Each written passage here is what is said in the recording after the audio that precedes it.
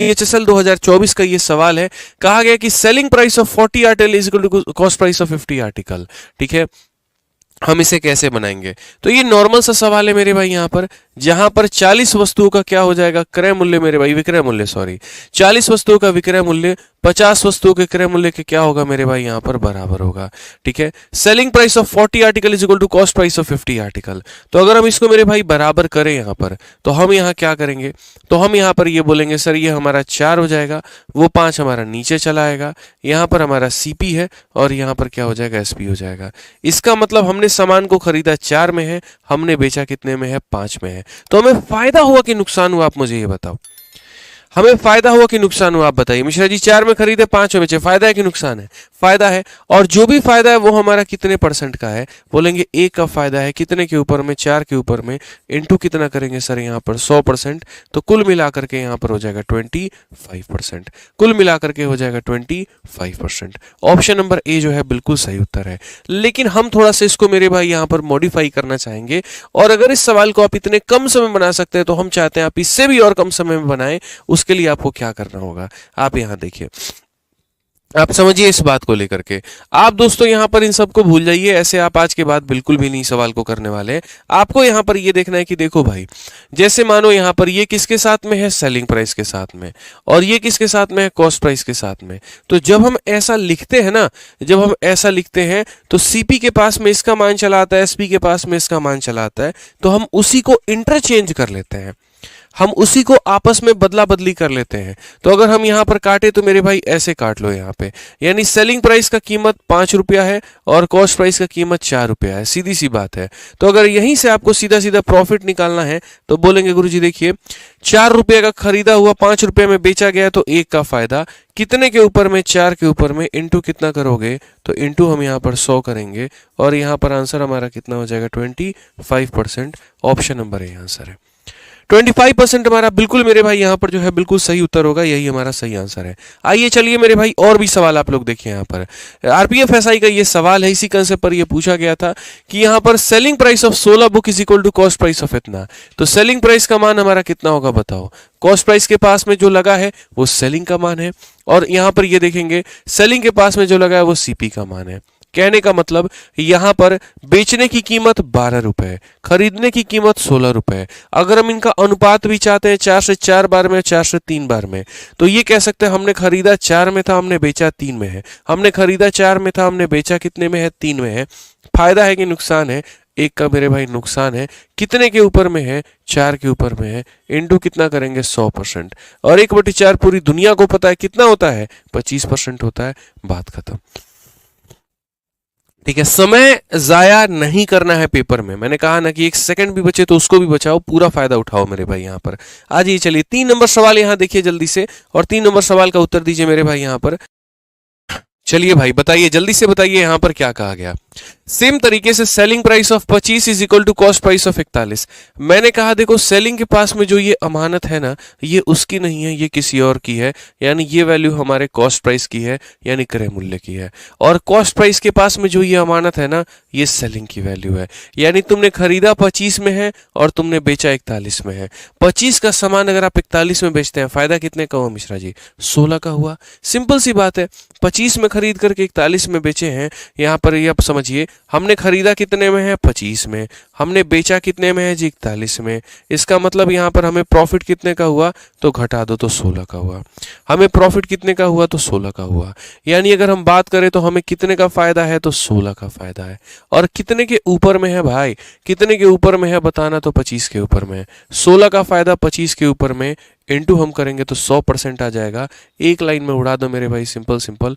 64% हमारा क्या होगा, करेक्ट आंसर होगा। 64% का मतलब क्या होगा, ऑप्शन नंबर बी। ठीक है, क्योंकि कुछ बच्चों का सवाल ये भी हो सकता है सर फायदा है कि नुकसान है, तो फायदा है मेरे भाई, ज्यादा में बेचा है तो फायदा ही होगा। ठीक है, एक अंतिम सवाल इसके ऊपर में है और ये यूपी कांस्टेबल का पूछा गया 2024 का सवाल है, उसी तरीके से कि यहाँ पर cost price of 27 article is same as selling price of x article. अगर हमारा प्रॉफिट इतने का है तो x का मान बताओ। इसी क्वेश्चन में थोड़ा सा रिवर्स कर दिया है, थोड़ा सा बदलाव कर दिया है। कैसे आप मेरे भाई बताओगे, बताओ जल्दी से। तो हमने कहा देखो सबसे बड़ी बात यहाँ पर कॉस्ट प्राइस ऑफ कितना आर्टिकल मेरे भाई, तो कॉस्ट प्राइस ऑफ 27 आर्टिकल, 27 वस्तुओं का क्रय मूल्य, ये बराबर है मेरे भाई यहाँ पर x आर्टिकल के विक्रय मूल्य के। ये कहा गया है। प्रॉफिट हमारा 35% का है, तो प्रॉफिट हमारा कितने का है, तो 35% का है। 35% का मान हमारा कितना होगा, तो ऊपर में 35 होगा, नीचे में 100 होगा। अगर हम इसे काटे तो हम कहेंगे जी 5 से 7 बार में और 5 से 20 बार में, यानी ये हमारा मेरे भाई प्रॉफिट है और ये हमारा क्या है, तो सीपी है। ठीक है, तो अगर यहां से बच्चों हमको सेलिंग प्राइस और कॉस्ट प्राइस का रेशियो लेना हो, आप यहां देखो, पहले एक बार यहां पर रेशियो लेकर के आओ, तो सीपी अपॉन में एसपी, और ये बराबर होगा कितने के, एक्स अपॉन में 27 के। और मैं आपसे यहां पर क्या कहना चाहता हूं, यहां ये रेशियो इतने के बराबर में है, और यहां पर आपने खरीदा कितने में है, तो आपने खरीदा मेरे भाई 20 में है, आपने बेचा कितने में है, तो 27 में है। तो मेरे भाई 27 के जगह पर 27 है, तो x के जगह पर होगा कितना, 20, यानी करेक्ट आंसर कितना होगा, ऑप्शन नंबर बी होगा, बी नहीं ए होगा। ठीक है, तो इतने वस्तु का क्रय मूल्य इतने वस्तुओं के विक्रय मूल्य के बराबर है, इसका मतलब ये हमारा रेशियो होगा। लाभ के प्रतिशत को देखते हुए हमारे पास में ये हमारा रेशियो आ गया। 27 से 27 कैंसिल, तो x का मान कितना होगा मिश्रा जी, 20 होगा।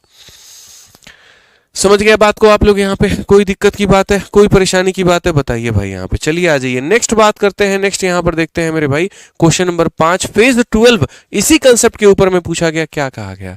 ठीक है, हालांकि इसको आप और शॉर्ट में कर सकते हैं, इसको अगर आप शॉर्ट में करना चाहे तो और शॉर्ट में कैसे कर सकते हैं, या थोड़ा आसान भाषा में कैसे कर सकते हैं, मैं आपको बता रहा हूं। आप यहां पर इस लाइन को देखो मेरे भाई यहां पर। ठीक है, सबसे पहली बात आप यहां पर ये देखो, क्वेश्चन में क्या कहा गया, तो व्यक्ति को 35% का लाभ हुआ। 35% का जब भी किसी को लाभ होगा मेरे भाई यहां पर, तो वो हो जाएगा हमारा 35/100 के बराबर में। 35/100 का मतलब 5 से काटेंगे 7 बार में और इतनी बार में, यानी ये हमारा हो जाएगा क्रय मूल्य और ये हमारा हो जाएगा लाभ। अब क्वेश्चन में कहा गया 27 वस्तुओं का मेरे भाई यहां पर क्रय मूल्य जो है वो बराबर है यहां पर x वस्तुओं के विक्रय मूल्य के, x वस्तुओं के विक्रय मूल्य के। तो अगर हम यहां देखें तो मेरे भाई यहां पर 27 यहां लिख दो भाई, क्रय मूल्य तुम्हारा कितना है, सीपी तुम्हारा कितना है, 20 है, तो भाई 20 लिख दो यहाँ पे, x तुम्हारा हो जाएगा, और विक्रय मूल्य कितना है, 20 में 7 जोड़ दो यानी 27 हो जाएगा। इससे ये खत्म हो जाएगा, तो x का मान कितना आएगा, 20 आएगा। समझ गए? ये ज्यादा आसान लगा ना? इस तरीके से भी आप समझ सकते हैं, इस तरीके से भी आप बना सकते हैं। ठीक है, आइए चलिए मेरे भाई यहां पर सेम कंसेप्ट पर एक और सवाल है, आखिरी सवाल है आपका फेज 12 का। बनाइए जरा, इसको देखा जाए मेरे भाई कितने लोग बना पाते हैं। तो कहा गया मेरे भाई यहां पर कि selling price of Y item is equal to cost price of इतना आइटम, प्रॉफिट हमारा इतने का है, तो बताओ वाई का मान कितना होगा। हमें 44% का भैया प्रॉफिट हुआ है, तो 44% का प्रॉफिट हमारा किसके बराबर में, 44/100 के बराबर में। 44/100 के बराबर 4 से काटो 11 बार में, 4 से काटो 25 बार में, ये हमारा हो चुका है। ठीक है, अब उसके बाद यहां पर आप देखेंगे तो इसे हम कहेंगे कि सर ये हमारा क्या है, तो क्रय मूल्य है, और ये हमारा क्या है, तो सर हमारा लाभ है। ठीक है, अब क्वेश्चन में जरा पढ़ना क्या कहा गया। तो क्वेश्चन में कहा गया selling price of Y item, selling price of Y item is equal to cost price of मेरे भाई कितना आइटम, तो 540 आइटम यहाँ पे। ठीक है, आप ये बताओ आपने सर कितना खरीदा कितने में है, तो 25 रुपए में है, और कितने वस्तु मेरे भाई 540, और बेचा कितने में है, तो 36 में सर आपने, और कितने वस्तु, तो इतना हो गया। बड़े आसानी से आप इसको बना सकते हैं, कोई दिक्कत नहीं है। आप इसको काटिए 36 से ही पूरे भाई पूरा का पूरा ले जाओ, तो 36 से एक बार में 36 हो चुका है, उसके बाद में तुम्हारा 18 यानी 5 बार में वाई का मान कितना आ जाएगा भैया, तो 15×5 75, और 15×2 30, और मेरे भाई 7 37 375। ऑप्शन नंबर ए फॉर आओ कभी हवेली पे। क्लियर हो गया ये बात यहां? चलिए बहुत बढ़िया है। तो ये थोड़ा सा आपको ध्यान में लेकर के चलना है। ये जैसे इस सवाल को आप पढ़िए, यहां पर क्या कहा गया, by selling 42 metre cloth Vijay gain the selling price of 7 metre cloth, find the percentage profit. आप कितना मीटर क्लोथ बेच रहे हैं, तो 42 मीटर कपड़ा, और उसमें आपको फायदा कितना हो रहा है, तो आपसे मेरे भाई कहा गया कि विजय को जो फायदा होता है वो 7 मीटर कपड़े के विक्रय मूल्य के बराबर का फायदा होता है। लाभ का परसेंट बताइए। अगला सवाल मेरे भाई, एक व्यक्ति जो है वो 60 कलम बेचता है और उसको फायदा होता है सेलिंग प्राइस ऑफ 12 पेन, बताओ उसका फायदा कितना होगा। अगला सवाल मेरे भाई यहां पर, केतन नाम का व्यक्ति 171 चेयर बेचता है और गेन इक्वल होता है सेलिंग प्राइस ऑफ 95 चेयर, बताओ फायदा कितना होगा। ठीक है, नेक्स्ट क्वेश्चन मेरे भाई कहा गया selling price of 30 metre of cloth, shopkeeper make a profit equivalent to selling price of 10 metre of cloth, find selling price of 1 metre of cloth. ये तो अलग ही है मेरे भाई, नेक्स्ट ही है। तो ऐसे सवालों को हम यहाँ कैसे बनाते हैं, ऐसे सवालों में दो तरह के सवाल बनते हैं। एक मेरे भाई जो प्रॉफिट होता है वो सेलिंग प्राइस पर, और एक होता है जो प्रॉफिट होता है कॉस्ट प्राइस पर। मैं ये बोलता हूं कि तुमको प्रॉफिट या लॉस जिसके ऊपर में भी है तुम उसको 1 रुपया मान लो। हमारे पास में 3 सवाल है, तीनों सेलिंग प्राइस के ऊपर में है। मैं एक क्वेश्चन इस पे कॉस्ट प्राइस पे सेट कर दूंगा। तो क्वेश्चन में कहा गया गेन जो होता है वो सेलिंग प्राइस पर होता है। तो हम एक काम करते हैं, 1 मीटर कपड़े का सेलिंग प्राइस 1 रुपया मानते हैं। Let SP of 1 metre B, let SP of 1 metre cloth भी मेरे भाई यहाँ पर 1 मीटर भी 1 रुपी। 1 मीटर कपड़े का विक्रय मूल्य 1 रुपया होगा। 2 मीटर कपड़े का विक्रय मूल्य 2 रुपया होगा। 5 मीटर कपड़े का विक्रय मूल्य 5 रुपया होगा। ये आप अपने मन में जहन में डाल लो, ठीक है। तो आपने यहाँ पर 42 मीटर कपड़ा बेचा है, इसका मतलब आपने कितने का सामान बेचा है? तो आप बोलोगे सर 42 रुपए का सामान बेचा है। प्रॉफिट हुआ है आपको कितने का? तो प्रॉफिट हुआ है आपको यहाँ पर सेलिंग प्राइस ऑफ 7 मीटर। तो 1 मीटर का 1 रुपया, तो 7 मीटर का मेरे भाई यहाँ पर 7 रुपया। तो सीपी हमारा कितना होगा बताना। तो हम बोलेंगे 42 में से 7 निकाल दो तो कितना हो जाएगा मेरे भाई? 35 हो जाएगा। विक्रय मूल्य में से प्रॉफिट को घटाते हैं तो सीपी आता है, विक्रय मूल्य में लॉस को जोड़ते हैं तो सीपी आता है। सो अगर हम बात करें प्रॉफिट के परसेंट को लेकर के, तो आप बताइए कितने का प्रॉफिट है? 7 का है। कितने के ऊपर में है मेरे भाई? 35 के ऊपर में है। इनटू कितना करेंगे? 100%। दुनिया न जाने कौन कौन से तरीके लगा करके मेरे भाई सवाल बनाती है और अपना समय बर्बाद करती है, आपको हम ऐसा करने नहीं देंगे। जल्दी से देखते हैं इसका आंसर कितने लोग मेरे भाई दे पाएंगे। सेम उसी कंसेप्ट के ऊपर में 60 पेन बेचने पर एक व्यक्ति को 12 पेन के विक्रय मूल्य के बराबर का लाभ होता है। बताइए जल्दी से मेरे भाई यहां पर क्या होगा, जल्दी से।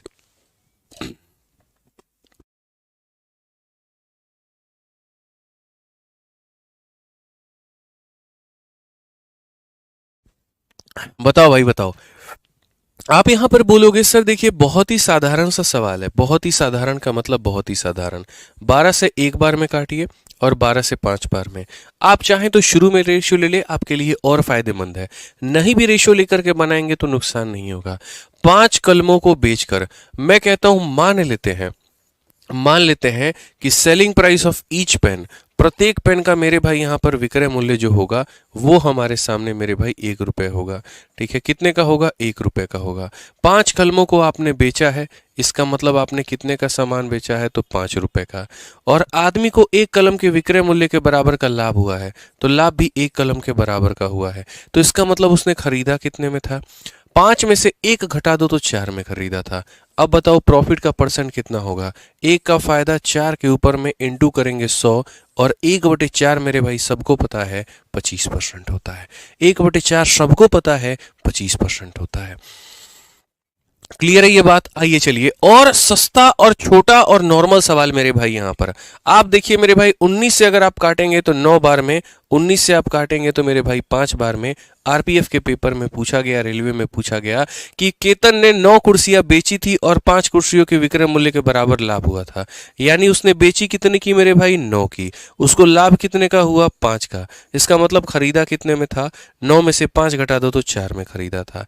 अब बताओ प्रॉफिट का परसेंट निकालना चाहते हो, कितने का लाभ? 5 का। कितने पर? 4 पर। इंटू कितना? 100%। मेरे भाई हवा में उड़ा करके ऐसे सवालों को फेंक दोगे, 25 पचे कितना हो जाता है? 125। यहां पर option number D for Devasena. ये कंसेप्ट वाली क्लास रोज रात इसी वजह से चला रहे हैं मेरे भाई यहाँ पर कि जो भी कंसेप्ट आपने हमसे सीखा है ना, या कहीं भी गणित में जो कंसेप्ट मौजूद है उसको आप बहुत ही अच्छे तरीके से पक्के कर पाओ। हर दिन एक नया कंसेप्ट होगा, इस बात को समझिए। हर क्लास आपके लिए जरूरी है। बहुत बच्चे सोचते हैं जैसे परसेंटेज का 1, परसेंटेज का 2, परसेंटेज का 3, परसेंटेज का 4 है तो 1 देख लेंगे, बाकी सब नहीं देखेंगे। वो मेरे भाई चैप्टर में चल जाता है, कंसेप्ट में नहीं चलेगा। तुमको यहाँ हर एक कंसेप्ट देखना ही पड़ेगा, सीखना ही पड़ेगा, समझना ही पड़ेगा, तभी गणित में अच्छा स्कोर कर पाओगे, तभी सिलेक्शन मेरे भाई ले पाओगे। समझो इस बात को लेकर के।